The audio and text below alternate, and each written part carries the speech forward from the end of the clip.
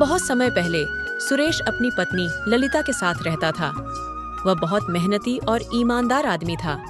सुरेश दिन भर अपने खेतों में मेहनत करता था, लेकिन सुमित इधर-उधर खेतों में सोता रहता था। सुरेश की मेहनत की वजह से उसके खेतों में बहुत अच्छी फसल होती थी। इस वजह से गांव में हर कोई सुरेश से जलता था। सुमित उसका पड़ोसी था।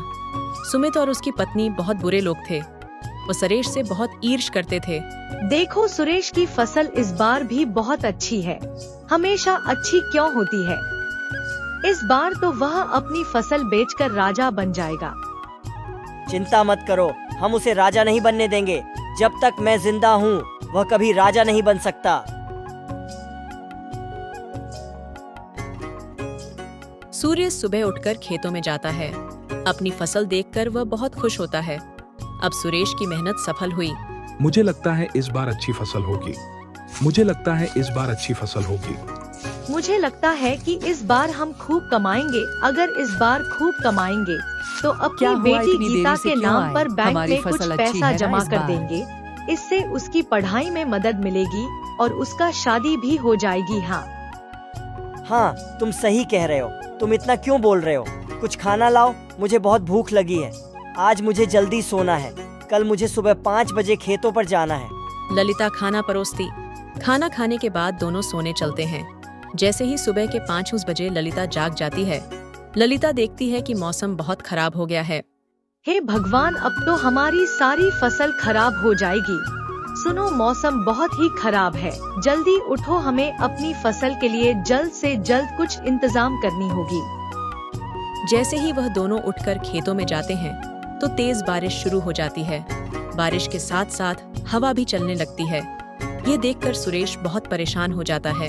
सुनो, चिंता मत करो, जो होना था हो गया। अब हम इसमें क्या कर सकते हैं? जो होता है अच्छे के लिए होता है। इधर सुमित मौसम देखकर बहुत खुश हो रहा होता है और सुमित अपनी पत्नी से कहता है, मैंने तुमसे कहा था कि वह अमीर नहीं बन पाएगा और यही हुआ। ठीक है, लेकिन हमारी फसल भी तो बर्बाद हो गई। तुम इनमें खुश क्यों हो? तुम्हें तो दुखी होना चाहिए।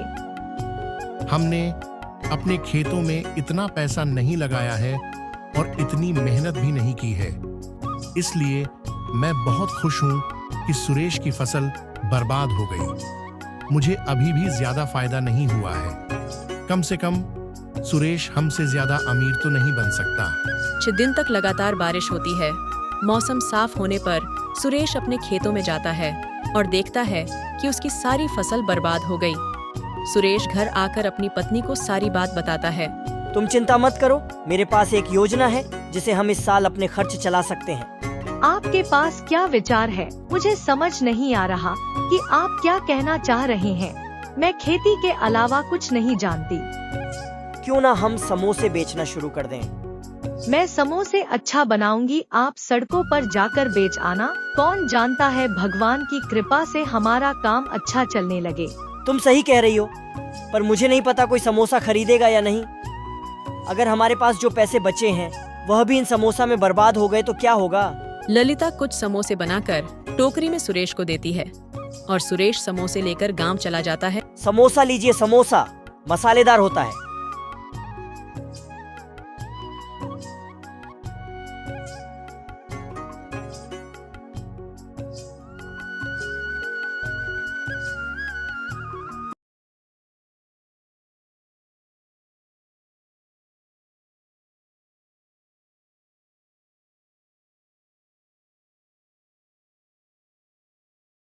तभी एक महिला सुरेश के समोसे खरीदने आती है और यह समोसे कितने की है?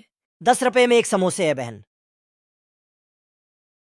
दे दो फिर सुरेश उसे 10 समोसा दे देता है और पैसे लेकर आगे बढ़ जाता है। धीरे धीरे उसके सारे समोसे बिक जाते हैं। सुरेश घर लौट आता है। ललिता, 1 गिलास पानी ले आओ। आज मैं बहुत थक गया हूँ। क्या आपने कोई समोसा नहीं बेचा?